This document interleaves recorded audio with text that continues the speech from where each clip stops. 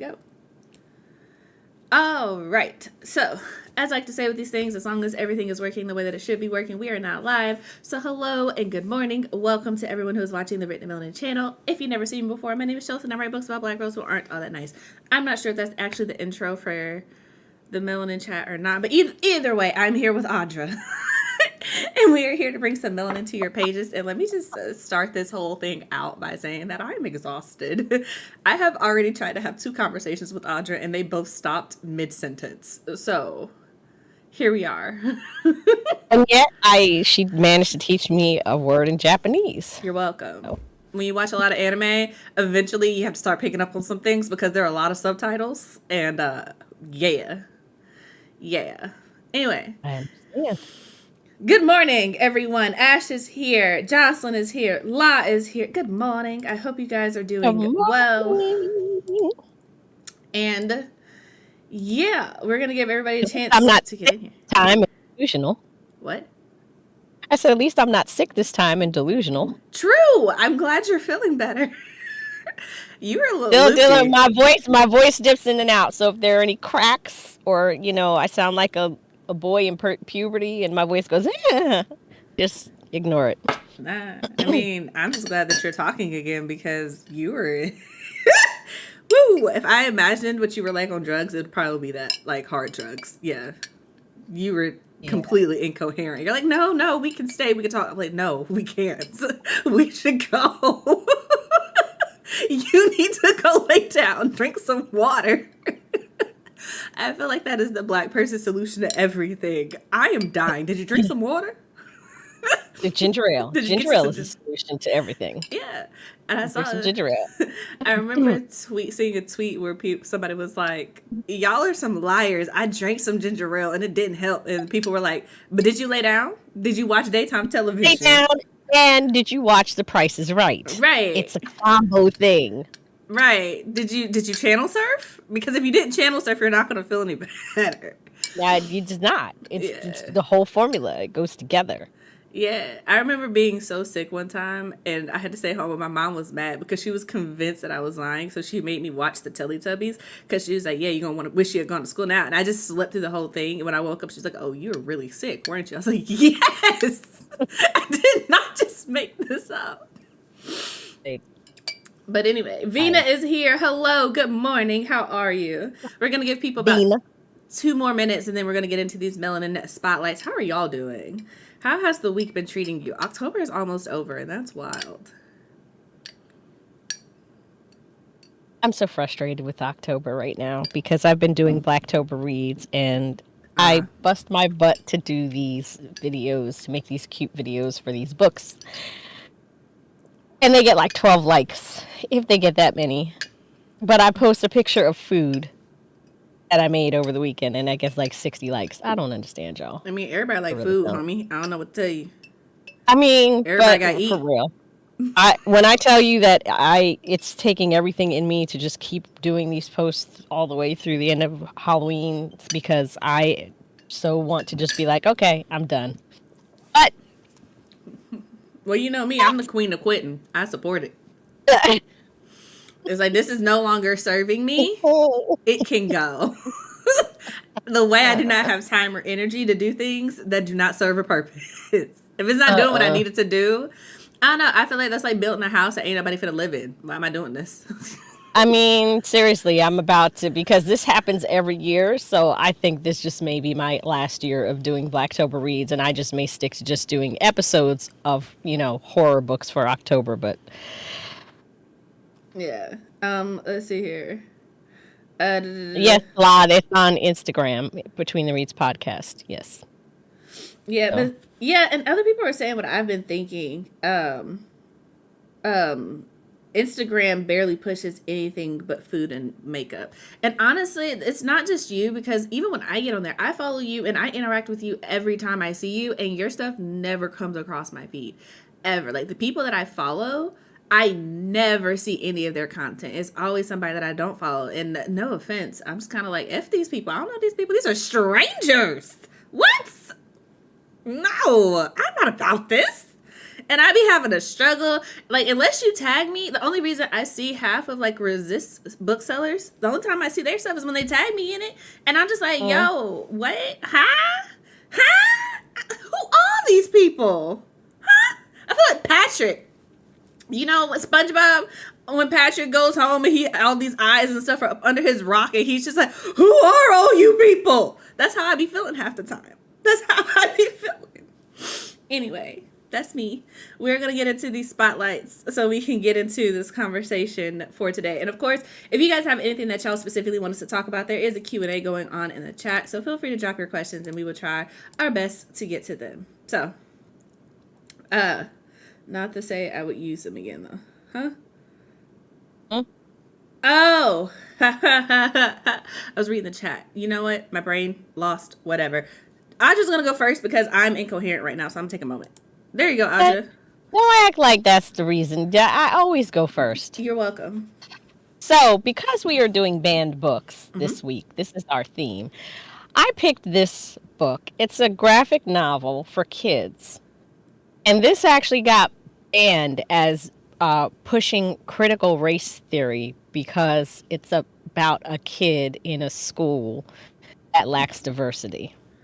This is how ridiculous banned book things are. So it's called New Kid by Jerry Craft. Now, this book has won the Newbery Medal, which is like the top honor you can win for kids' books. It won a Coretta Scott King Award. Again, another like those two, Newbery and Coretta Scott King, y'all know.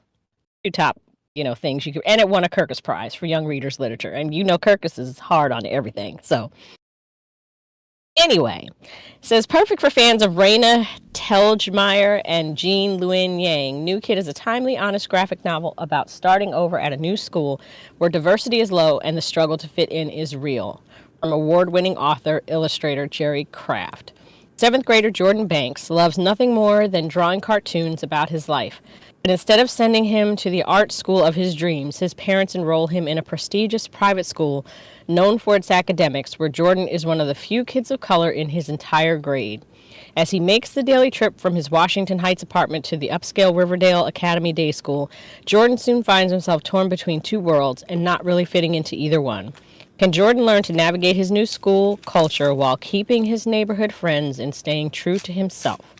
This middle grade graphic novel is an excellent choice for tween readers, including summer reading. And it's a selection of the Schomburg Center's Black Liberation reading list. And, when I read this, I'm actually, since I'm doing graphic novel month in December, I reached out to him. I'm hoping he'll write back and want to be on the show.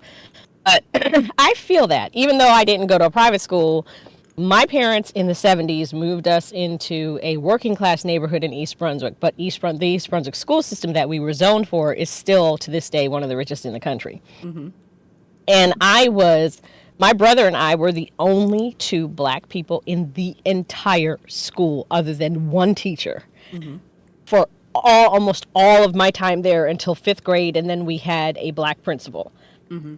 But when I tell y'all, and then in junior high, well, when I was in school, it went elementary school, junior high, high school. And elementary went K to 6, junior high went 7 to 9, high school went 10 to 12. And in 7th grade, when I went to junior high, we ended up having, by the time I got to 9th grade, I think there were 6 of us in a student body of like 2,000. And when I got to high school, because the high school merges students from I think there were 4 different junior highs. Mm-hmm. So everybody merges into the high school. So we went to, I think we had 20 in a student body of 3,000. So, I feel that. And I don't understand how in the hell anybody could say that that's promoting critical race theory. It's not. It's just ridiculous to me. People who say it's critical race theory don't know what critical race theory is or what the words critical race and theory mean individually as words separately either. So it's don't get me started. Don't get me started on that. But my choice for this week is actually, I'm gonna pull Audra, this book. That was such a good book. The Other Westmore, One Name, Two Fates. And I read this in high school. This was our 9th or 10th grade reading, summer reading, and I was one of those kids that actually did the that actually did the reading, and it helped because my brother had to do the reading too, since he was older than me, so we already had all the books. It just never got read. So when I got to it, it was a brand new book basically. And he is now the governor of Maryland. Just got elected. That is very cool. I just remember reading it in high school, and it's interesting that this book is on the banned book list because literally it just talks about how this man, how he basically, his name is Westmore, and he goes through life, and then he realizes that there was another Westmore who was very close in location to where he was, who had similar circumstances in their upbringing, but they went completely different paths in life. And it, to me, right, high school Chelsea mentality was just oh, this book is really just about showing how it's not always, your circumstances. Sometimes it is the choices that you make, and et cetera, et cetera, et cetera. But I remember reading it. It's not, as you can see, it's not a thickums. It's a very quick read, and it's a good book. It's a really, really good book. But it is a nonfiction book. So look at me, 2 nonfiction books in a row. Who am I? Anyway. Right. The summary reads, 2 kids named Westmore were born blocks apart within a year of each other. Both grew up fatherless in similar Baltimore neighborhoods and had difficult childhoods. Both hung out on street corners with their crews. Both ran into trouble with the police. How then did one grow up to be a Rhodes Scholar, decorated veteran, White House fellow, and a business leader, while the other ended up a convicted murderer serving a life sentence? Westmore, the author of this fascinating book, sets out to answer this profound question. In alternating narratives that take readers from heart-wrenching losses to moments of surprising redemption, the other Westmore tells the story of a generation of boys trying to find their way in a hostile world. The chilling truth is that his story could have been mine. The tragedy is that my story could have been his. And it was just, like I said, I just remember reading it, and it's just wow, look, every decision leads to an outcome, regardless of what that outcome is going to be. It's leading you somewhere. And so it's even the small decisions have meaning. And it's just kind of that last sentence kind of sums up what the entire book is about. And then, he talks about, as an adult meeting this other man and sitting with him and talking to him. So, and having a conversation about their lives. And it was just it's very interesting. It's definitely a book worth reading, but to be it's on the banned book list for what? For why? To be your circumstances don't determine who it just you talks are. about literally the choices that you make and how, like you said, how it affects the outcome of your life. And like I said, now he's gone on. He just got, he's the first Black governor of Maryland. He just got elected, and I was shocked as hell because I voted for him, but I just knew he wasn't gonna make it in office. But he did, and I don't understand why that's banned. They're just going way too far. The whole thing with Scholastic offering this opt out of diverse books, and by diverse books they mean anything that makes them uncomfortable. Makes them uncomfortable. I mean, when I was a kid, Scholastic was the Scholastic Book Fair. My parents didn't have a lot of money when I was growing up, but my mama always made sure that I had $20 for that book fair. And in the 70s and 80s, I mean, you know how much $20 could buy me? Even up through the 2000s, because I remember my parents sending me with $20 and me feeling like a rock star going into the Scholastic Book Fair. In there let's go. We getting everything. We getting everything. Got books, got pencils, got bookmarks, got all kinds of little trinkets. Got a bag. And I felt a little bad because there were poor kids, white kids, because there weren't a lot of me, and they were just I can't get anything. And I remember one year, one kid was it's not fair that she gets to get something and I don't. I was don't be mad because my mama made sure I had money and your mama didn't. Yeah, my mama was struggling too. That was always the wildest thing to me. Be well, because the way our scholastic fair was set up in elementary school is like you went by class, like each class had a time to go, but then Yep. the teachers only sent the kids who had money to spend at the fair So like if you didn't have any money, like there was a day when they were setting up, you could like everybody could go like as a class to like walk around and see what they wanted or whatever, but then it will be like 2 or 3 days later when the fair actually opened, when you could go and spend money and stuff. And so before you go to the fair, you had to show that you had money to go to the fair. And some of them kids would be big mad that they didn't get to go or whatever. And I'm just like, baby, you better take that lunch money. Do you really need that carton of milk and that ice cream today? Do you? Right. I'm just saying, is lunch that important? Right. You better You can eat go when you get home. go to this fair and get these squishy grippers. Huh? Right. I'm Don't. just saying. He said squishy. I mean, that's what we were getting. You get, it's like if you got $20, you get a book, maybe two. But after that, it's all about the little accessories, the little trinkets. Right. Like, Right. it don't. Yeah. Nah. Yeah. Nah. And Margaret says Scholastic is getting chewed over that, which is sad. It's not sad that they're getting chewed out over that. I'm happy they're getting chewed out over that because they had no business making that decision. Because that is, Scholastic is, they have a chokehold on the schools. They're the only people that are allowed to come and do book fairs.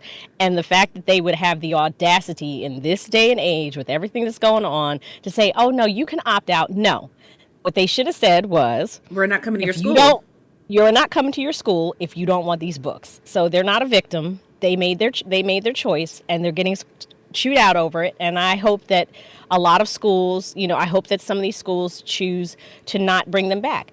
And I love that there are black bookstores that are like, there's one LA, what is it? The Chelsea, can you find that link for there's a bookstore that's doing a book fair, and they're making all the books free. And it's on Instagram. I sent Chelsea the link because they understand. Oh, okay. Yeah. I'm about to say, baby doll, what you want me to look up? Yeah, because they were like, we understand that people either had good or bad memories of Scholastic, and the ones that had bad memories are the ones that didn't have money, but because of that, they're like, we're doing a book fair and we're making it free. So they're asking organizations and people to donate if they can. And I love that. And there are other black bookstores that are like, yeah, we're doing a book fair too, because I'm just Street? like, yeah, there you go. So, it's just books open up worlds for people, and black children. So you're telling me that Scholastic has said, you don't have to have diverse books. So a lot of schools are gonna opt out. So that means now the black and brown children in those schools are not going to see any books that they can buy with kids who look like them. And you thought that it was okay to make this choice? No, absolutely not. Yeah. No. So I'm dropping 2 links now into the description box so you guys can check that out when you get a moment. Oh, my bad. Sorry. I can't do 2 things at one time. Y'all know this about me. I'm gonna stop apologizing for it. It's fine. It's just, in this day and age with where they're constantly trying to ban our stories anyway. Okay, This was just a bad call. It's a bad call. And they better be glad I'm not a principal of a school, because I'd be like, no, I'm not opting out. But what I'm also not doing is having y'all to this school. I will find a bookstore, an independent bookstore, to come and bring their books. And I think that's also the problem. That's like the root of so many problems that I think in traditional publishing as a whole, is because it's such a monopoly. It's such a, like, you have to do it this way or whatever. Like Scholastic, why is Scholastic the only, like, basically bookstore that for children, essentially? Mm-hmm. They're the only ones who can go into a school and be like, hey, we have books for children. And it's so it's so interesting because it's like, on one hand, I get it, because with all of these states banning books and stuff, they weren't Scholastic is like, if we're going to make money, we have to give them the option to opt out of this. Otherwise, we can't have any books in the book fair, and we can't go to those schools at all, and then we can't make any money, yada yada yada. It's from a business standpoint, whatever. I get it. But the problem is with we're at a point, and I'll say in history and culture, where it's like you have to decide whether or not you're going to support capitalism or you're going to support people. And the two don't coexist, because yes, if you're looking at it from a purely business standpoint, I get why they did it. I do. But the thing is, people have to be more important than money. You have to have morals. You have to have something to stand on, because the Bible says to build your house on the rock, does it not? And there are too many people building businesses on sand that are always shifting and changing. And it's just like, you're always going to be in an unfortunate position if this is what you're doing. It always, because it's just like you are trying to make it comfortable for these white people to make other people uncomfortable. Because let's be real here, you're picking and choosing who's more important. And not to be rude to anyone, but it's like, as a person of color, because as they like to call us, as a Black person living in America, it's always frustrating to be like, okay, so you're telling me that these white parents in these schools are more important than literally anyone else. You're saying that because their kid might feel uncomfortable, not even might feel uncomfortable, because let's be real here, it's not even about the children. You have these white parents who don't want their children to learn empathy, who they are trying to raise white supremacists, and they don't want anyone coming in to undo the work that they are doing at home, and they are doing it at the expense of literally everyone else in the world. And they are fine with that. And by not including these books, giving them a chance to opt out, you're saying that everyone else in the world who isn't a white person is irrelevant, that they should not have the opportunity to see themselves in books, that people should not see them as human, doing regular things like going on adventures and talking and making friends, and the new kid having a real experience that people want to act like doesn't exist, of being a minority in a extremely white space, and being also, hello, universal experience. You are a new person in a new environment, and you're like 10, and that is a big deal for most kids. It's not just about being a Black kid in a white space. It's about being the new kid, like the title suggests, in a different space. And people want to act like because the character is Black, then it's not a valid experience. Like, that's the problem. Y'all are so, and I say y'all like people making these decisions, but they are so okay with pretending like if it's happening to a Black person, then the experience is no longer valid. Like, we don't have real experiences and things to learn from. It's the idea that you can't learn from someone else's experience outside of your own. And that's such a flawed thing. And to be supporting that, it's like, that is literally the point of books. That is literally the point of having knowledge, to have people take something from it, to be a better person. By saying, hey, we're not going to offer you books that are diverse, you're saying we are not holding you to the expectation that you're going to be a decent person. If you're not going to be a decent person, then why are you here? Why are you breathing air? Why are you taking up space? Huh? Right. Because books are either a mirror or a window, and we need both. And Ashwright Gloss says that some schools pick the diverse option but get the unseasoned option instead, with the notice that the rest will come on the last day of the scheduled sale, dropping the ball on purpose. Yeah. That's just foul. And it's like, it's just ridiculous, because here's the thing. If all you see is a mirror, you're not going to realize that you're ugly. You got to see something else outside of yourself. Yep.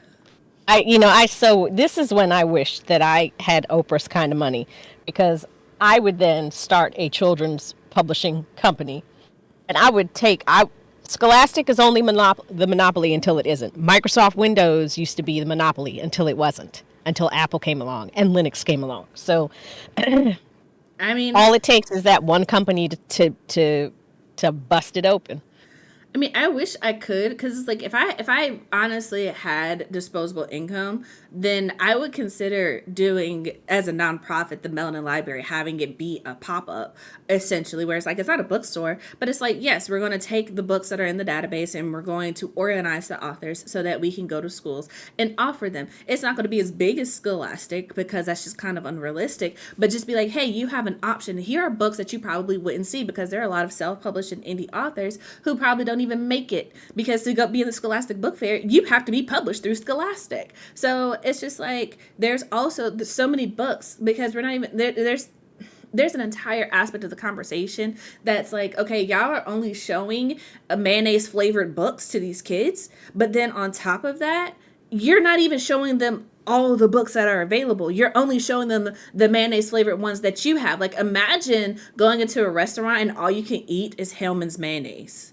That's it. You ain't got no ketchup. You ain't got no mustard. You ain't got no relish. You ain't got no hot dog. Like, you just eating scoops of mayonnaise. That's what Scholastic is offering, basically. Like, come, we offer you Hellman's. And it's just like, what? You don't even get Duke's mayo, huh? What? Like, I was about to say, what about Dukes? ain't got no Miracle Whip, nothing. Nothing. They just offering you just plain emptiness. And it's just like trying to eat it like pudding. No, who wants that? Who wants that?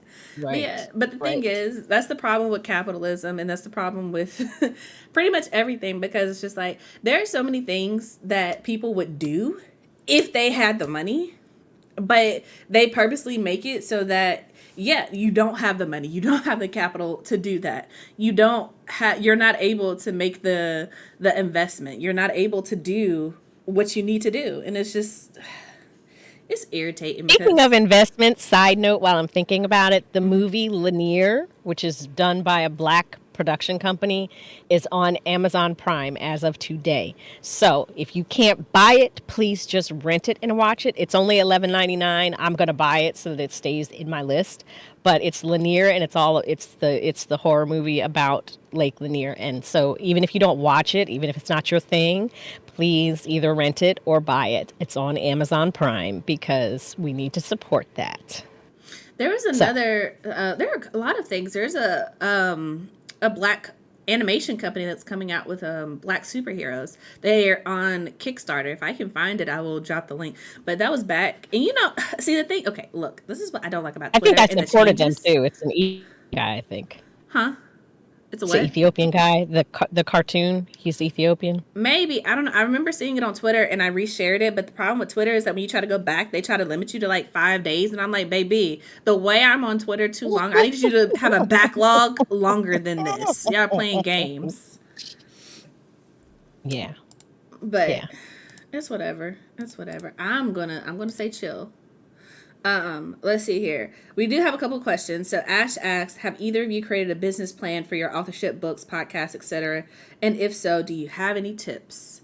Ooh, okay. So I'm gonna be real with you, right? As far as a business plan, I don't know. First of all, do you have one, Audra? I do have a business plan, but it's for R5 Media because it was supposed to be this whole thing. But I did recently redo some things for the podcast and write some goals and things out about how to promote the podcast and things like that. So it's a business plan in essence because I belong to these different podcast newsletters, and this one was like, this is what you need to do to figure out how to promote your podcast and make it bigger. So I have that, and I've been doing the work, but it's just not showing results yet, but I guess that takes time. So that's fair. I probably should sit down and write out a business plan.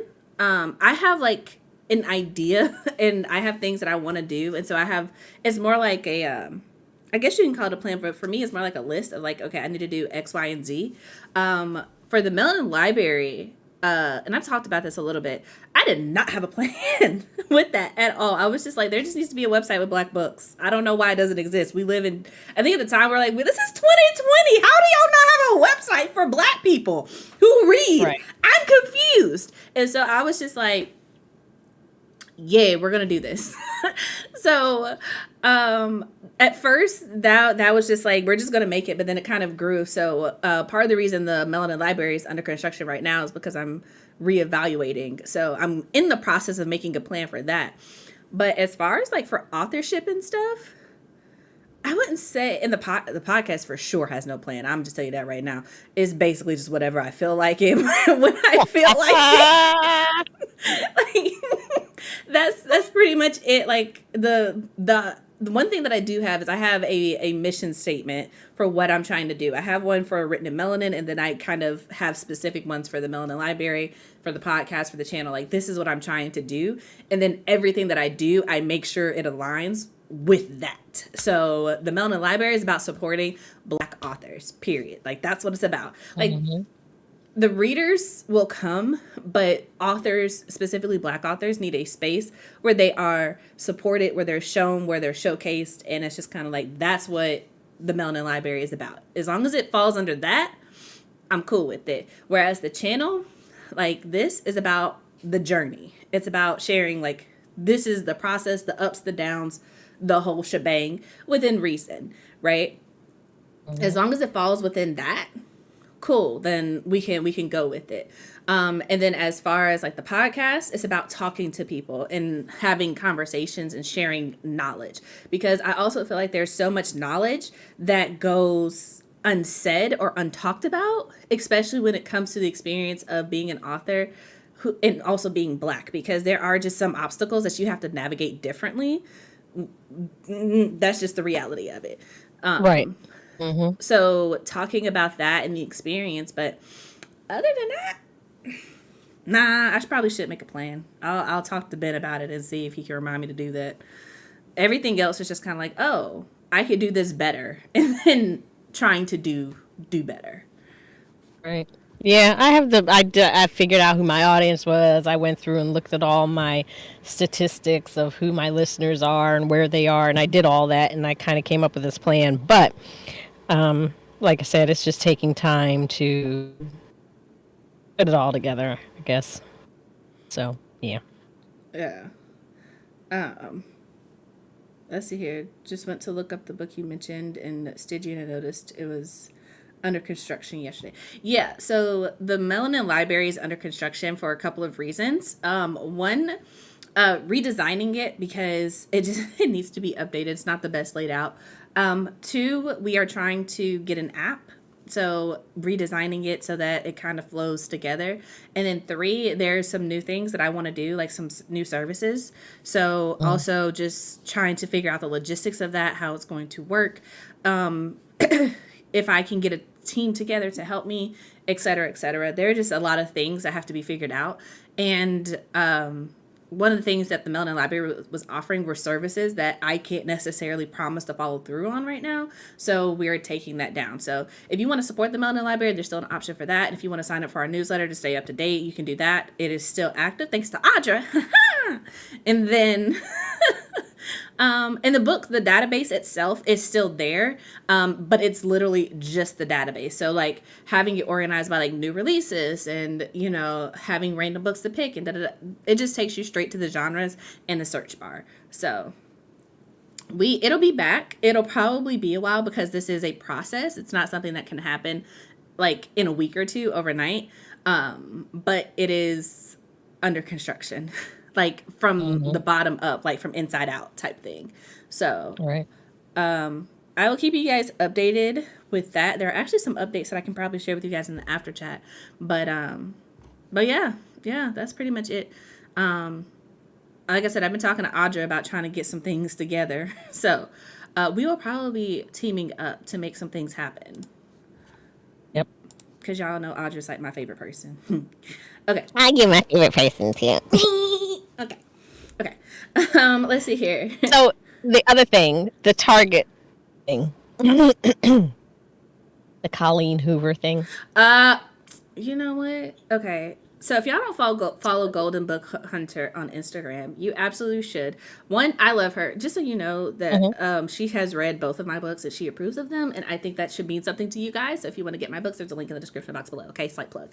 But I'm pretty sure everyone who's watching right now has heard and or picked up my books already. But before we get into what she said, I just do want to like shout her out, because I remember like when I was finished We Are the Origin, she was the first quote unquote large content creator, to not only agree to read my book, but also follow through on it. Like, she read it, she made content about it, and it wasn't just like a one and done thing. Like, oh, I have a book haul, ha, because some people do that. But like, no, she showed it off, she read it, she did a review of it, and she continues to show it off whenever she's making lists of things, and my book fits the bill. So shout out to her for being great, because y'all know that one thing that frustrates me as a indie author is that when you don't have that name clout behind you of a big publisher, some of these bookish content creators will be playing in your face, being like, yeah, I got you.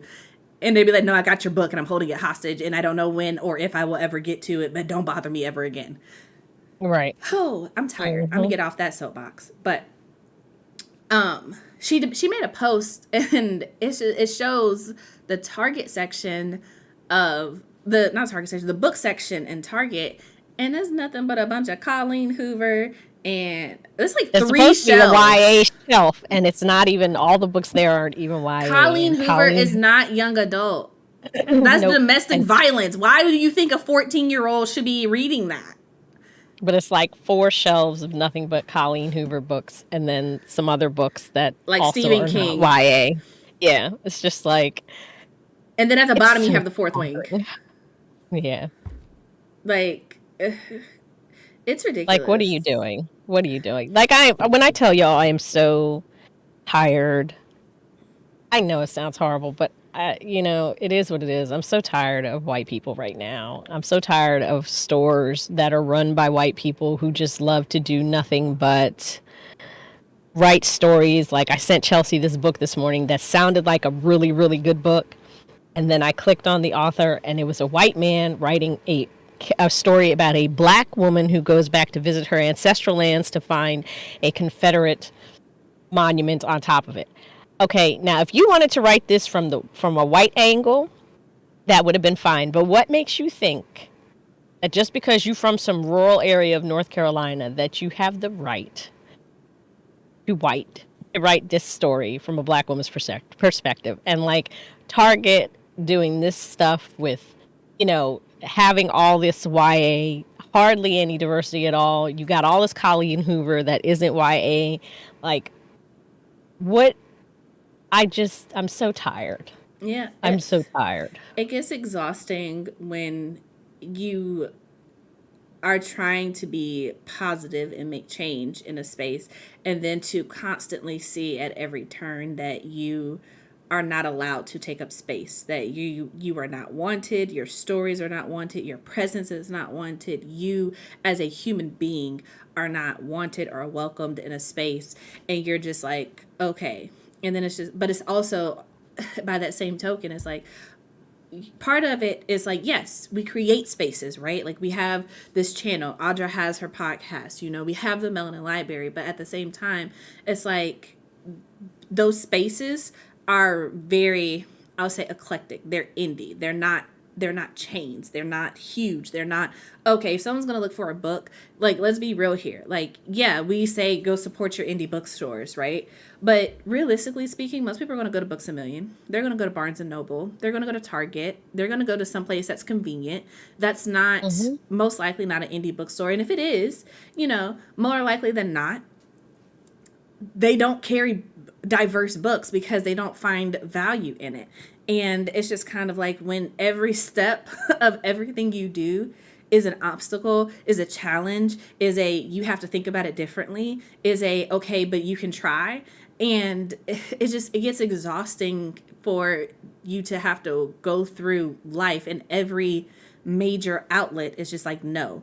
And there's no way to circumvent that. It's not like you can go and appeal to Target, to a Target coordinator to be like, hey, can I get my book on the shelf? That's not how it works. And with Books A Million, I know for a fact that you have to submit a request, and they choose whether or not they think they can sell your book or not.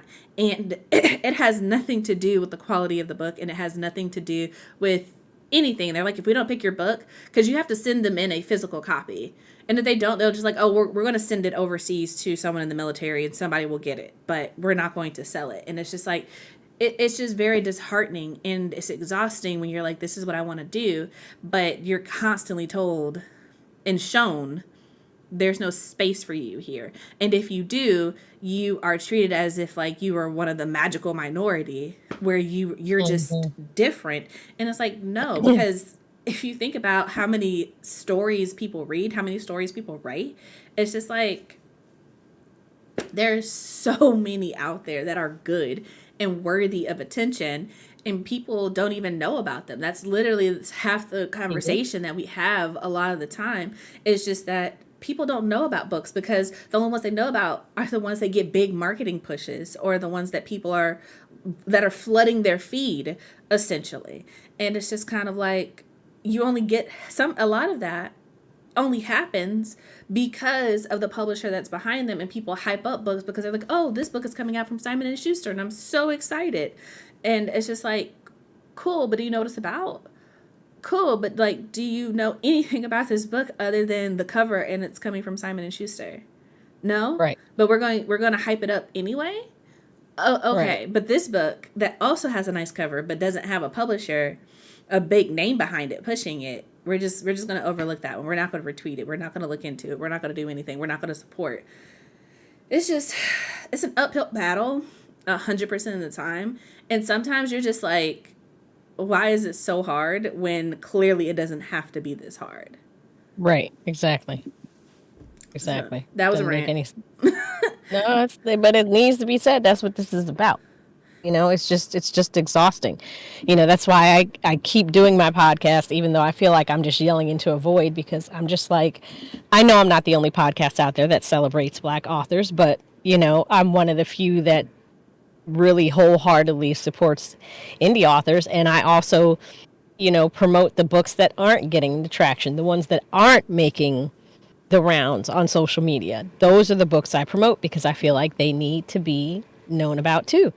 But it's exhausting. It's exhausting work. And then you see all this stuff going on with Scholastic and with white authors writing Black characters and getting paid to do it. And yet there are Black authors who can't get in, and then the thing is, I looked at all the reviews, all these white people are just like, oh, this is such a great book. Oh, I can so relate. But you can't relate. If that was written by a Black person, guaranteed they would say they can't relate. Or that it's, let's forget about that. Or it's critical race theory, but because a white man wrote it, they can relate and they understand it. Honestly, and I say this and I mean it with my whole chest, I have no grace or forgiveness left in me for anyone who writes books like that and for people who read it. I don't care if you're hate reading it, you're supporting it. And the thing is, I don't care. I don't have time for it. I don't have space for it. I don't have energy for it. I'm not entertaining it. If you and it's not even about doing the research. It's just it's the how do I put it? I don't know. It's just the assuming someone else's identity. You can only relate to it if someone who looks like you is telling the story. And I don't vibe with that. And it's also like, if it's not your story to tell, don't tell it. It's like you literally coming in, right? I don't know. You know what? You know what? It is literally the plot of Bring It On. It is literally some white person coming in, stealing a Black person's creativity, presenting it as their own, getting all of these awards and notoriety for it. And then the minute they have to come up with something on their own, you realize that the talent was never there. The creativity was never there. It was always someone else's work to begin with. But when you see it in things like Bring It On, you're like, oh, this is deserving because you have the one good white person who sees that what they've been doing is wrong. But the thing is, it was wrong the entire time. And it shouldn't have been happening the entire time. But then when you put it in the context of books, it always becomes like, oh, well, are you saying that we shouldn't write experiences outside of our own? And then it always goes to the extreme. Like, if you want to write a book about talking cats, write a book about talking cats. Because you want to know why? Cats don't freaking talk. Okay? It's completely imaginary. But no, if you are trying to write a story about an indigenous person and you're calling them Indians the entire book, guess what? Yeah, that's a problem. That's a freaking Mhm. problem. If you are assuming an identity that is not yours, and you want to pretend like you don't understand the difference. And if you don't understand the difference, the problem is you don't understand the difference between human beings and animals. And that is also a problem that you need to address, because Mhm. someone's lived identity, someone's lived experience is not cosplay for you to put on. And you can't say, hey, I can write a good and valid story about an experience, when that person who has that lived experience, who you're going to ask a sensitivity read for you, is actually trying to write the story, and no one is making space for them. You are not helping by writing their story, you are hurting them. Give them space. Point your colleagues who are supporting you in writing a story that does not belong to you to someone who has lived it and is actually doing it. But the idea of being like, hey, don't throw the spotlight on me, throw it to someone else, is such a foreign concept to some people. It's just like, it's not about you. And too many people have lived a life where it's just like, you never understood that it's not about you. That's the whole, what this all this boils down to. And it's like, no, no, I don't have grace for you, I don't have forgiveness for you, I don't have space for you, I don't have understanding, because at this point you're not trying. You are intentionally being obtuse so that you can be selfish and take up space in a room that does not belong to you. You want to live in somebody else's house to get a good story, but as soon as a news reporter leaves, you want to go to your mansion down the street and be like, oh, I don't actually have to live that life, I just want to pretend like it. It's like essentially, I know it's different and y'all might not agree with me, whatever, but it's just like when people go camping, it's like, yes, let's go out to the middle of the woods and pretend to be homeless. That sounds like a fun time. No, no. Okay, I'm done. Oh, I'm done. I'm just saying that made me livid because I was like, "Oh, this sounds good," but I was like, "David Joy, that does not sound like a black person." And I clicked, and I'll give him credit. He does not hide his pictures because apparently he has other books that people love. Like people love this man. Apparently he's a great author. But I'm just like, you could have written that book in so many different ways, but you go, mm-mm, nope, Yep, but nope, nope, let's no. mm-mm, I'm nope. I'm just tired.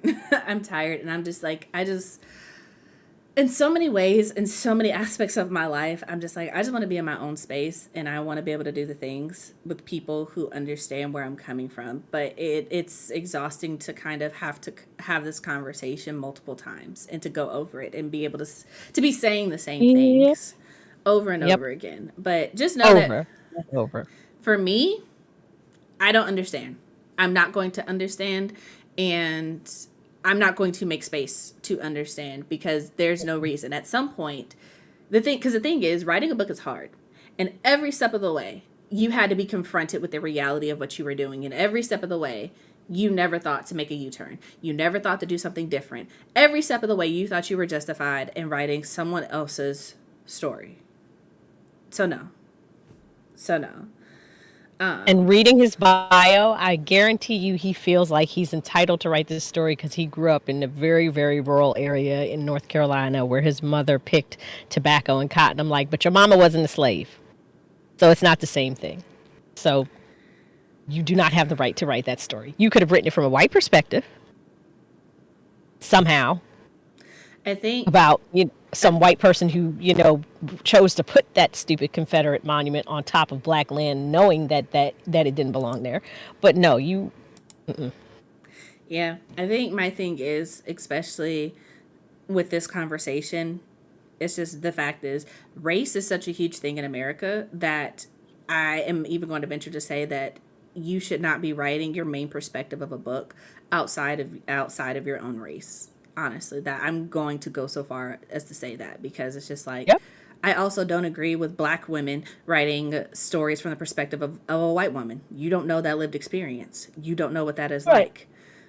Or a black person writing this perspective of a Hispanic person, unless you are, you know, what Hispanic black person, a black Hispanic person, you're Afro Boricua, you're Afro Caribbean, unless that's you, it ain't your story to tell. but then again, see how that's still your identity. I just feel like if you're Hmm. going to write a book, it should come from, the basis of it should be from your lived experience, because when you write a story, it's inherently personal. It comes from your imagination. Your imagination is built off of the things that you live and experience, the things that you know and view as reality. That is how you write a book. You're not writing a book from an experience that you didn't have. And even going so far as to be like, well, I sensitivity read and I know someone from this identity and they said it's okay. It's like, here's the thing. I'm not saying that that person is invalid. But I am saying that if there are people who are telling you actively within the industry, saying, hey, I want to write my own story, but they are not giving me space to do so. But the one person that you talk to is like, but it's okay. That doesn't make it okay. Here's the thing. It's kind of like, I don't know. It's like if you get 100 yeses and one no, that one no is still more valid than the 100 yeses. But that's just my opinion. We're going to move on because I'm tired and I don't know if I'm still making sense. We got 2 more questions. The other was, what would you do if one of your books was banned? Honestly, I don't know, because I'm also thinking about my book and what it is. And I'm like, it's very black and it's very graphic with violence. So, yeah, I don't even think my book would make it into a school, first of all. But even if it did, I don't know. It's just kind of like I sell my book directly.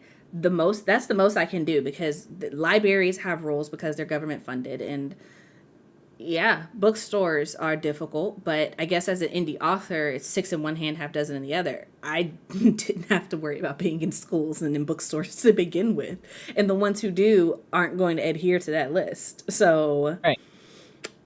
I don't think that applies to me. In truth, If that was me, I'd be like, oh, okay, that means I did something right. means I did something right. That means I'm talking about something that people need to pay attention to. And I mean, and honestly, I know who my target demographic is, and my target demographic would never ban my book. So they would still find it. Just kind of like how we are all like, hey, I've read that book. I've heard of this book. And it goes back to what we were saying before about promotion, right? Like, it's one of those things where if it was banned, I would probably have more promotion and people talking about it than I do currently when it's not. That's just being real. Ooh, I'm a little bitter. We're going to move on from this topic. My question is, how do y'all find bookish topics? Also, do y'all outline or pre-plan your content or go with the flow? If you're talking about for the Melanin Chat, yeah, It's a mix. It's a mix. It's a mix.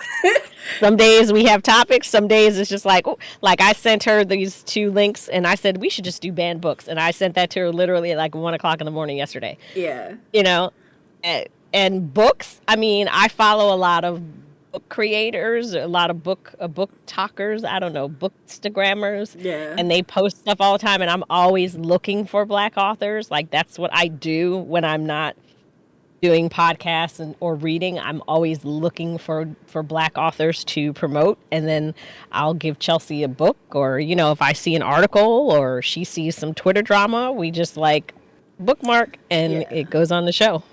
Yeah, so I bother Audra all day every day, so it's always something, and it's always like, oh, we should talk about this. So there's that. Like, there's like a running list of ideas. I also have like I use TikTok, but I also have like just a running thing of things that we can talk about at any given point or time. But then a lot of it is just, we kind of just go with the flow. Sometimes we have pre-planned content, like, okay, we need to get through this, and this.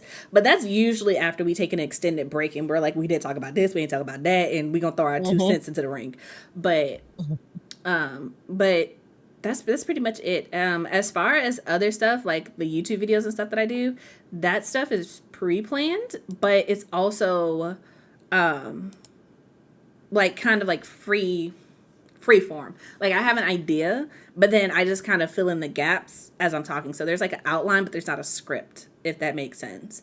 And then the podcast, I got 3 questions that I ask people that I let them know up front, and then the other ones are like we're gonna talk, but it also is just kind of like, we're gonna go where the conversation goes. So I have a conversation with Joelle Wellington that's coming out pretty soon. That all of that was basically freeform. Like, I gave her a spark and she ran with it. But then there are other conversations that I've had that are very much like, we just hit these questions left and right to keep the conversation going. So it kind of just depends on the person, if that makes sense. I do a lot of content. I need to stop that. Anyway, I think that answers the question. There's a difference between writing a diverse cast versus writing a BIPOC identity or point of view. That part. That part. That part. Mm-hmm. Because I Yep. also hate the conversation point where they're like, so are there not supposed to be black people in the book? And I'm just like, no one said that. Literally, no one said that. No one said that there can't be black people in the world. They said that you shouldn't be writing this as a lived experience. It doesn't make sense to me. It doesn't make Don't write it sense. as a point of view. You can have, like, my book has a white real estate agent. She sells the house to them. She says a few things. But I did not write this from a white woman's perspective because I could not. Nope. Nope. Nope. And I wouldn't want to because that's on the wrong side of history. Let's Yep. just be real. Well, all that to say that if you want to understand these feelings, I suggest you go read Red Lit Theology, specifically Chapter 4, God Made Me Black. Woo! Because that book, I'm almost done. Woo! That book is a book. She puts it into perspective in a way that's very succinct, but also very relatable and understandable, and that I think anyone could listen to, hear it, read it, and understand some of the, I'll say, righteous anger, as Margaret put it, that kind of fuels us sometimes, that kind of sends us on these rants and tangents, because it's not like it's an exhaustion versus, and like, I hate no, it's like, no, I'm just tired. When you have to basically argue and feel like you have to argue down and fight for and kind of reason with imaginary people for space and humanity to be viewed with it, you just kind of get to a point where you're just like, you know what, I don't want to do this anymore. I don't want to deal with this anymore. It's kind of like if every time you go outside, there's some random dog running from somewhere to bite you, you're gonna be like, I don't want to go outside no more. I just don't want to deal with this today. I don't have the energy to carry a stick to beat the dog off of me with. Right. You know, it's just like, I'm gonna just stay indoors. That's just kind of what it feels like. It's just like every day. Sometimes it can really feel like every day, do I have the energy to wake up and fight this battle? And sometimes it's just like, you know what? No. And I just wake up and be human today? Can I just wake up and be Audra today? Can I just wake up and be a person today, not a black woman, not, not have to deal with all the racism, with all the questions, with all the, treating me like I'm an animal in a petting zoo, asking me about my hair, asking me about the lines I get in my hair from some random white person standing behind me in line when I go get my barbershop haircut and I got little line. Is that tribal? Does it mean something? Can I just be? And you not question everything about my existence and ask me stuff like I am a lab experiment or an animal on display in a zoo. Please just leave me the hell alone. Can I just be a person today? Can I just be a person? I love being black, but can I just be a person? Can I just be human? Yeah. And it's just, for me, it's just how do I put it? I write books about black girls who aren't all that nice, but then I get questions a lot of times, and they're not malicious, but they are mentally exhausting, of people who are well-meaning, but also being like, I can't wait to learn about your culture. First of all, I'm American. Second of all, this is completely made up.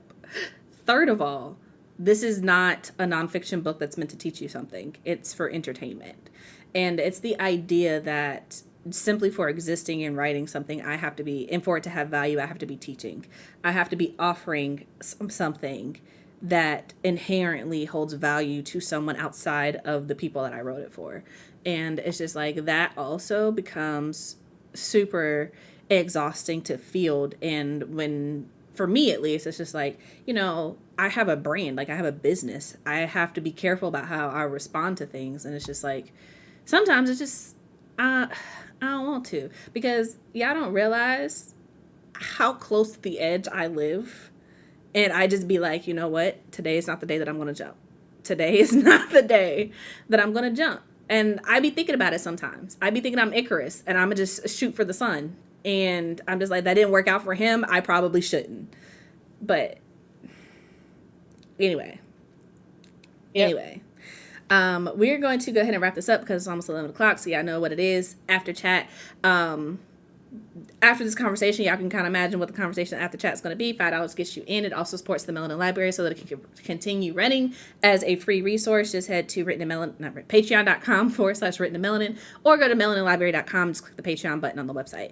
Either way, there are links down in the description box below. If you were interested in either book that we had on the spotlight today, be sure to go ahead and get into it. There are links in the description box below. If you want to check out Audra's podcast, there's a link in the description box below.